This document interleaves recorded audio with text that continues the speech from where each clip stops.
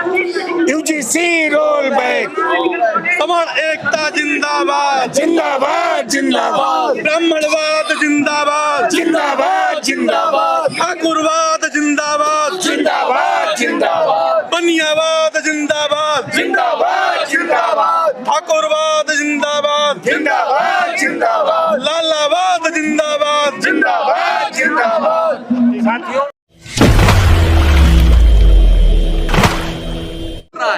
जंतर मंतर पर हजारों की संख्या में लोग आए हैं। आपका परिचय और क्या कहना चाहते हैं आप? देखिए, मैं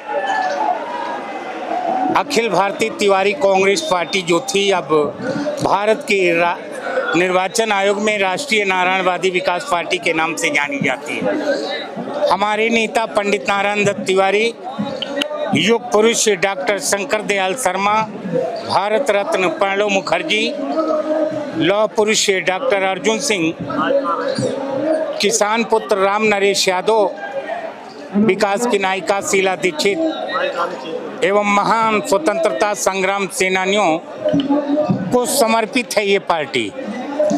साथियों, मैं धन्यवाद करना चाहता हूं जो इस समय जंतर मंतर पर देश के कोने कोने से हमारे यूजीसी के विरोध में साथी आए हुए हैं। मैं नारायणवादी परिवार के लाखों करोड़ों समर्थकों, कार्यकर्ताओं, पदाधिकारियों, सहयोगियों की तरफ से उनका अभिनंदन भी करता हूं और उनका सहयोग, उनका साथ देने का वचन भी देता हूं। हमारी पार्टी के मार्गदर्शक मंडल के मुखिया, जो विश्व के महान नारायणवादी महागुरु हैं, जो श्री पंडोखर धाम, श्री पंडोखर सरकार, श्री त्रिकालदर्शी, श्री अनंत विभूषित, श्री परम पूज्य गुरुशरण जी महाराज जी, पार्टी के जो हमारे संस्थापक हैं, संरक्षक मंडल के मुखिया श्री धर्म ध्वजाधारी परिषद के अंतर्राष्ट्रीय अध्यक्ष श्री अयोध्या धाम, श्री अयोध्यानाथ, श्री दशरथ गद्दी पीठ के पीठाधीश्वर संत शिरोमणि श्री श्री 1008 जो धरती के महायोगी हैं, नारायणवादी सरकार परम पूज्य महंत ब्रजमोहन दास जी महाराज के आशीर्वाद से पार्टी के राष्ट्रीय अध्यक्ष नारायणवादी महानायक एडवोकेट माननीय पंडित दिनेश दत्त भट्ट जी इस समय हमारे राष्ट्रीय राजधानी क्षेत्र दिल्ली प्रदेश के प्रभारी हैं, पार्टी के प्रभारी राष्ट्रीय महासचिव हैं, सनातन सूर्य हैं, माननीय पंडित धर्मेंद्र पांडे जी हमारे साथ भी हैं। यूजीसी का मतलब यह हुआ कि इस देश के भाईचारा को खंडित कर दो। यूजीसी का मतलब यह है कि सवर्ण क्लास के बच्चे पढ़ने जाने से वंचित कर दिए जाए। यूजीसी का मतलब है कि हम आरक्षण नहीं पाए, अब हम अपने बच्चों को अगर नहीं पढ़ा सकते हैं तो ये सरकार का एक काला कानून है और सरकार के इस काले कानून के खिलाफ आज पूरा देश लामबंद हो चुका है। साथियों, उसी सवर्ण मतों के सहारे इस देश में मौजूदा सरकार कायम है और उसी के भरोसे और उसी के विश्वास पर तीसरा कार्यकाल मिला है। लेकिन अगर यूजीसी लाया गया तो यूजीसी एक साजिश के तहत लाया गया, इस देश को तोड़ने की साजिश है, इस देश की एकता अखंडता को बिखेरने की साजिश है। ये हमारे देश के महान स्वतंत्रता संग्राम सेनानियों के सपनों का जो भारत है उसको खंडित करने के लिए, ऐसे जो अपनी विफलताओं को छुपाने के लिए, जो सुप्रीम कोर्ट माननीय उच्चतम न्यायालय ने कहा है कि हमें उपहार नहीं रोजगार के लिए काम करना चाहिए, सरकारों को सलाह दी है, चाहे कोई भी सरकार हो, जो हमारे देश के खेत और खलिहान में गांव हैं, गरीब हैं, झुग्गी हैं, झोपड़ी हैं, शोषित हैं, वंचित हैं, पिछड़े हैं, ऐसे समाज के लोगों के साथ इस तरह की जो साजिश, जो उनके भाईचारा को खत्म करने का जो दुस्साहस किया गया, उसकी कड़ी निंदा करता हूं और मैं जानता हूं इसकी भारी कीमत देश की सरकार को चुकाना पड़ेगा, क्योंकि ये देश सवर्णों की सोच पर यह भारत खड़ा है। सवर्ण अगर नहीं होंगे तो हिंदुस्तान की कल्पना नहीं की जा सकती है। और हिंदुस्तान के नवनिर्माण में जिस तरह से हमारे सवर्ण भाइयों के खिलाफ और देश के गद्दार जो हमारे जनप्रतिनिधि हैं, जिनको विधायक और सांसद बना करके हमारे देश के सवर्ण मतदाताओं ने चुना है, ऐसे लोगों का भी राजनीतिक हत्या होने जा रही है। उस सरकार की भी हत्या होने जा रही है जो सरकार हमारे सवर्ण बंधुओं पर यह आक्रमण कर रही है। आरक्षण के बाद ये बहुत बड़ा भी समाज को, राष्ट्र को दिया गया है। और मैं समझता हूं अगर ये लागू हुआ तो इस देश को बंटने से, बिखरने से कोई रोक नहीं सकता है। क्योंकि हमारे बच्चों को जब हम स्कूल ही नहीं भेज पाएंगे, पढ़ाई नहीं करा पाएंगे, तो हम अपना भविष्य कैसे सुधार पाएंगे।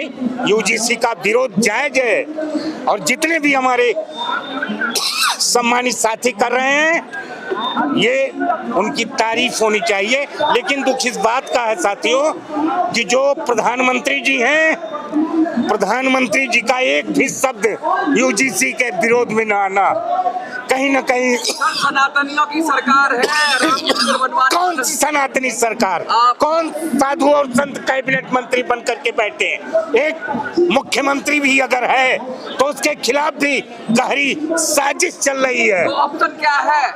मैं समझता हूँ नारायणवादियों की सरकार है ही नहीं। अच्छा। साधु संतों के खिलाफ जिस तरह से साजिश हो रही है वही सवर्ण समाज के खिलाफ एक गहरी साजिश की गई है। क्योंकि इस देश में मुगलों, अंग्रेजों की राहों पर चलने वाली सरकार की नीयत का देश को पता लग गया है, जो धर्म को आगे करके हमारे है? अगर ये नहीं तो कौन? देखिए, इस देश के राजनीतिक दलों पर विश्वास नहीं किया जा सकता। इस देश में सरकार बनाने वाले लोग, इस देश के अंदर जो भी पूंजीपति हैं, अरबपति हैं, उन्हीं को टिकट भेज दिया जाता है। सरकार में बैठे भ्रष्ट मंत्री पूंजीपति बन जाते हैं, अमेरिका और लंदन तक उनके घर होते हैं। लेकिन हमारे जितने भी भाई बहन हैं, जिन सपनों को लेकर के वो मत देते हैं, कहीं ना कहीं उनके सपनों को कुचला जाता है, कहीं ना कहीं उनके साथ विश्वासघात किया जाता है। और देश आज यूजीसी के मुद्दे पर एकजुट हो चुका है। क्योंकि हमें बांटने के लिए, हमारे भाईचारा को खत्म करने के लिए, हमारे भविष्य को बर्बाद करने के लिए यूजीसी लाया गया। मैं माननीय उच्चतम न्यायालय का धन्यवाद ज्ञापित करता हूं, खासकर सूर्यकांत शर्मा जी के कुशल नेतृत्व में जिस तरह का ऐतिहासिक फैसला आया। यूजीसी पर जिस तरह से हमारे ये भाई देश के कोने कोने से आकर के विरोध जता रहे हैं। ये सरकार किसानों के साथ अन्याय, ये सरकार हमारे सवर्णों के साथ अन्याय। तो उस सरकार का भविष्य आप सोच सकते हैं किसको लाएंगे। हम उसे लाएंगे जो हमारे हित की बात करेगा, जो हमारे हित का काम करेगा। तो कहते हैं जो राम को लाए हम उनको लाएंगे। राम को लाने वाला दुनिया में कोई पैदा नहीं हो सकता है। राम अर्थात इस जग को लाने वाले भगवान राम के लिए गाना बना देने से भगवान राम को लाने वाला दुनिया में कोई नहीं है।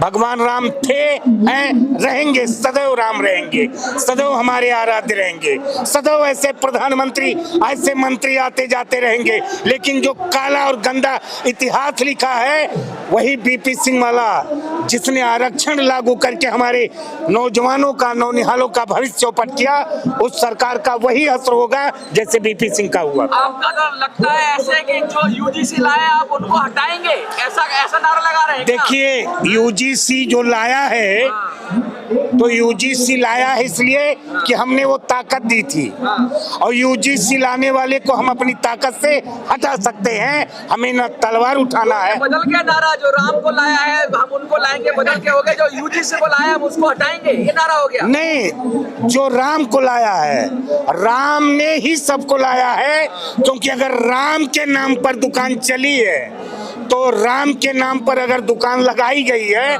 तो इस देश को ये पता है तो यूजीसी के नाम पे बंद हो जाएगी दुकान। हाँ, सदैव के लिए बंद हो जाएगी। और ये जो कहा जाता है कि सवर्णों की ताकत आधा से ज्यादा है, जनसंख्या नियंत्रण कानून की जगह पे जो जातीय जनगणना आई है, जाति जनगणना में पता लग जाएगा सवर्ण इस देश के अंदर था, है और रहेगा, उसी के सोच की सरकार बनेगी। क्या लगता है चंद्रशेखर आजाद को याद करने का समय आ गया है? हाँ, बिल्कुल आ गया है, बिल्कुल आ गया है। क्या लगता है? बिल्कुल चंद्रशेखर आजाद वो हमारे पूज्य है, हमारे देश के महान स्वतंत्रता संग्राम सेनानी हैं, वो हमारे देश के एक ऐसे महापुरुष हैं जिसे देश अपना देव पुरुष मानता जो है। आजादी मांग रहे हैं कि हम क्या चाहते हैं आजादी, तुम क्या दोगे आजादी, तो उनको कैसे दोगे आजादी? उन्हें लक्ष्य मिलेगा। देखिए, भारत को आजाद अंग्रेजों से हमारे महान स्वतंत्रता संग्राम सेनानियों ने कराया था, लेकिन हमारे देश की सरकारें पूंजीपतियों के हाथों हमारे देश के लोकतंत्र को गिरवी रख दिया। आज हमारे देश का नौजवान, चाहे किसान हो, गांव का हो, गरीब हो, उसके भविष्य का निर्माण सरकार नहीं कर सकती है। केवल महंगाई और महंगाई वाली सरकार नहीं चाहिए, कमाई वाली सरकार चाहिए।